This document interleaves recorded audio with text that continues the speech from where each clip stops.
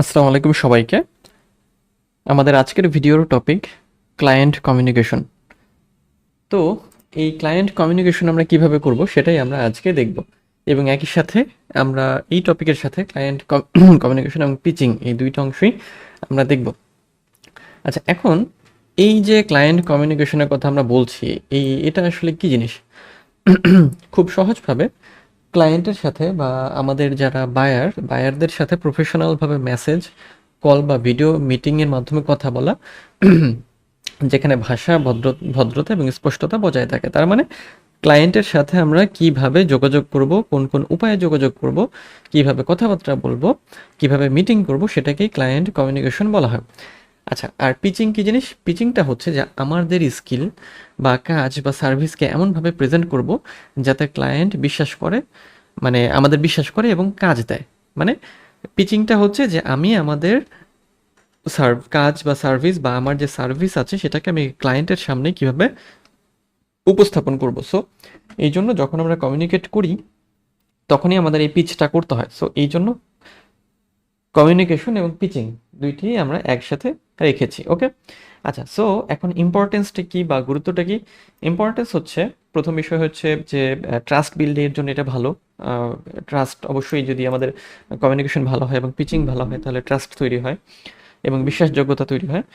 Conversion বাড়ানোর জন্য ভালো, মানে ইনক্রিজ কনভার্সন। তার মানে হচ্ছে যে যদি আমরা ভালোভাবে কমিউনিকেট করতে পারি তো তখন দেখা যায় যে কনভার্সনটা ভালো হয়, ক্লায়েন্ট আমাদের কাজ দেয়। আর বেশি কনভার্সন মানে বেশি প্রজেক্ট। ক্লিয়ার আন্ডারস্ট্যান্ডিং মানে খুব ভালোভাবে তখন ক্লায়েন্টের সাথে আন্ডারস্ট্যান্ডিংটা হয়। রিভিশন অ্যাভয়েড করা যায়, খুব ভালোভাবে আমরা কাজ বুঝে নিতে পারি, ভালোভাবে কাজ জমা দিতে পারি। আচ্ছা, এবং এরপরে হচ্ছে বিল্ড লং টার্ম ক্লায়েন্ট।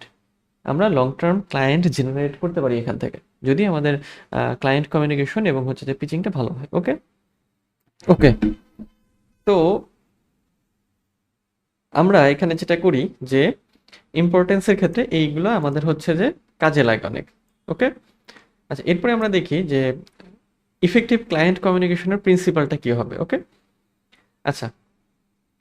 প্রথম বিষয় হচ্ছে যেটা ক্ল্যারিটি অ্যান্ড সিম্পলিসিটি। তার মানে আমাদের কি করতে হবে, যে সহজভাবে বোঝাতে হবে আপনি কি করতে পারেন, মানে আপনি যে কাজটা পারেন সেটা আপনি কিভাবে করবেন সেটা ক্লায়েন্টকে বোঝাতে হবে। দেন প্রফেশনালিজম। প্রফেশনালিজমটা হচ্ছে যে polite, on time, respectful tone ব্যবহার করা, মানে পোলাইট, তারপর অন টাইম আমরা তাকে হচ্ছে যে কি বলবো, যে একবার রিয়েল টাইম বা একবার সাথে সাথে রিপ্লাই দিব, প্রফেশনাল আচরণ করব, পোলাইটভাবে কথাবার্তা বলবো, রেসপেক্টফুল টোন ব্যবহার করব। ওকে, আচ্ছা। এরপরে অ্যাক্টিভ লিসেনিং। আমরা মনোযোগ দিয়ে শুনবো যে ক্লায়েন্ট কি বলছে, সেটা আমাদের মনোযোগ দিয়ে শুনতে হবে। ওকে, অ্যান্ড দেন হচ্ছে ফলো আপ, সময় মতো রিপ্লাই দেওয়া, আপডেট দেওয়া ক্লায়েন্টকে। হ্যাঁ, এগুলো হচ্ছে ক্লায়েন্ট কমিউনিকেশনকে আরও ইফেক্টিভ করে। ট্রান্সপারেন্সি রাখতে হবে, যেমন প্রাইসিং বা দাম, সময়, রিভিশন সব স্পষ্টভাবে লিখতে হবে বা বলতে হবে। ওকে, আচ্ছা। সো যদি লোগো ডিজাইনের কোনো ক্লায়েন্ট আমাদের হচ্ছে যে মানে এরকমভাবে সে চায় যে I need a professional logo for my coffee shop, সেক্ষেত্রে আমরা রিপ্লাই দিতে পারি, yes I can design a modern logo for your coffee shop, could you please share your preferred colour and style, minimal, vintage or bold. তো এটা হবে আপনার যে মানে স্কিল আছে তার উপরে বেস করে আপনার এটা রেডি করতে হবে। নেক্সট হচ্ছে পিচিং টেকনিক্স। ফ্রিল্যান্সারদের জন্য পিচিং টেকনিকটা কী হবে? তার মানে আমরা যে তার কাছে অ্যাপ্রোচ করব, তাকে যে আমি জানাবো যে আমি আপনার কাজ করে দিতে পারি, এটা কিভাবে আমরা করব। Okay, fine. So first of all understand client needs. ক্লায়েন্টের যে নিড সেটা আমাদের বুঝতে হবে, ক্লায়েন্ট কী চায়। তার মানে ক্লায়েন্টের প্রয়োজন বুঝবো। যেমন আমরা তাকে জিজ্ঞাসা করতে পারি এরকম, what's your brand name, any reference logo you like, where we you use this design, যেমন মানে যেমন হচ্ছে প্রিন্ট, সোশ্যাল মিডিয়া ইত্যাদি। ওকে, সো মানে তার প্রয়োজনটা বুঝতে হবে যে আচ্ছা ঠিক আছে, সে যে জিনিসটা চাচ্ছে তো কি করতে চায় সে এটা দিয়ে, এই জিনিসটা। Present the solution. এরপরে আমরা কি করব, সলিউশনটা প্রেজেন্ট করব আমাদের ক্লায়েন্টের সামনে। আচ্ছা, তার মানে কি সলিউশনটা আমি কিভাবে করব, কাজটা আমি কিভাবে সমাধান করব। ওকে, যেমন এরকম সিম্পল একটা হতে পারে, I will create 3 unique logo concept based on your brand theme. You can choose your favourite and I will make final revisions until you are satisfied. এই একই রকম জিনিস হবে যখন আমরা যে টপিকে বা যে নিশে বা যে স্কিলে কাজ করব তার উপর বেস করে এটা আমাদের রেডি করতে হবে। ওকে, আচ্ছা, এরপরে শো ইওর পোর্টফোলিও। আমাদের পোর্টফোলিওটা শো করতে হবে। পোর্টফোলিও বিশ্বাসযোগ্যতা বাড়ায়। হুম, যে ক্লায়েন্টকে আসলে বিশ্বাস করায় যে আপনি কাজ পারেন।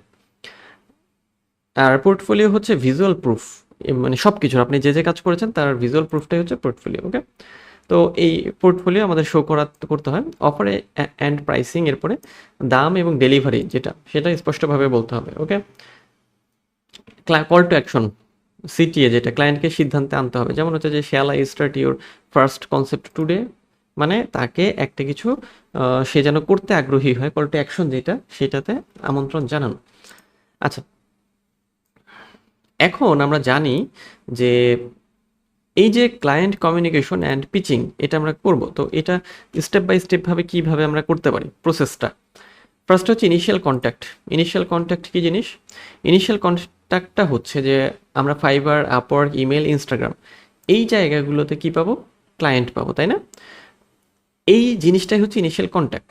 মানে আমি যে সার্ভিসে স্কিল্ড সেটা আমি তাকে প্রোভাইড করতে চাই। ওকে, দেন আন্ডারস্ট্যান্ড রিকোয়ারমেন্ট। এরপর আমি রিকোয়ারমেন্টটা আন্ডারস্ট্যান্ড করব, মানে আপনাদের রিকোয়ারমেন্টটা বুঝতে হবে।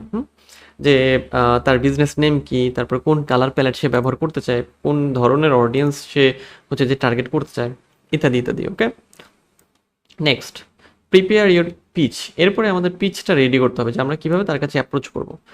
এই পিচের মধ্যে যে জিনিসগুলো থাকে মাথায় রাখতে হবে: problem, requirement, solution, design approach. সলিউশনটা হচ্ছে যে আর কি আমাদের স্কিল রিলেটেড আর কি, portfolio link, pricing and delivery time এবং সিটিএ।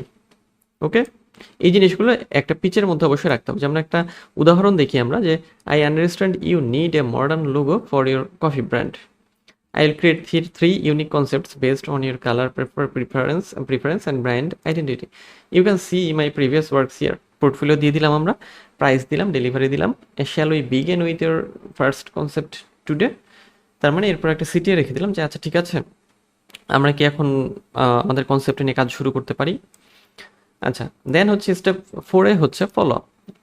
ফলো আপটা হচ্ছে 2-3 দিন পর যদি রিপ্লাই না আসে সেক্ষেত্রে একটা ফলো আপ করতে হবে। হ্যাঁ, যে কোনো ফলো আপ তো সে দিল না, সে কাজটা করতে চাচ্ছে কিনা। Just checking if you had a chance to review my logo design proposal, I would love to bring your brand idea to life. এটা হচ্ছে একটা সিম্পল এক্সাম্পল। এরপর হচ্ছে হ্যান্ডলিং অবজেকশনস। যদি কোনো অবজেকশন থাকে সেটা হচ্ছে যে কি বলবো, যে শান্তভাবে বা সহজভাবে হচ্ছে যে ম্যানেজ করে সেগুলোকে। ওকে, আচ্ছা, এরপর ক্লোজিং দ্য ডিল। এরপর ডিলটাকে ক্লোজ করতে হবে। দ্যাট মিনস হচ্ছে যে অর্ডার যখন কনফার্ম হয়ে যাবে তখন আমরা ডিলটাকে কি করব, ধন্যবাদ মানে কনফার্ম করব, ক্লোজ করব, ধন্যবাদ দেবো এবং পরবর্তীতে কাজটা করে তাকে জমা দিয়ে দেবো। ওকে, যেমন thank you for the order, I will send you the first logo draft within 2 days। হ্যাঁ, তারপরে looking forward to your feedback. Okay, আচ্ছা, সো আরও কিছু বোনাস টিপস দেখবো আমরা। যেমন ক্লায়েন্টের নাম ধরে কথা বলুন, এটা হচ্ছে যে একটা পার্সোনাল টাচ বজায় রাখে। সবসময় ভিজুয়াল পোর্টফোলিও পাঠাবেন, মানে ইমেজ, ছবি, এগুলো। প্রফেশনাল টোন বজায় রাখতে হবে। কনভার্সন ট্র্যাক করুন গুগল শিট, আপওয়ার্ক, মেসেজের মাধ্যমে। ফিডব্যাক এবং রিভিউ চাইতে ভুলবেন না, কারণ এটা আপনার পোর্টফোলিওকে আরও ভারী করবে, আপনার রিভিউকে, টেস্টিমোনিয়ালকে আরও ভারী করবে। ওকে, ওকে, সো একটা এক্সাম্পল রিক্যাপ করতে পারি আমরা। যেমন গ্রাফিক ডিজাইন ক্লায়েন্টের ওভারভিউর ক্ষেত্রে আমাদের ইনিশিয়াল কন্ট্যাক্ট কী হবে?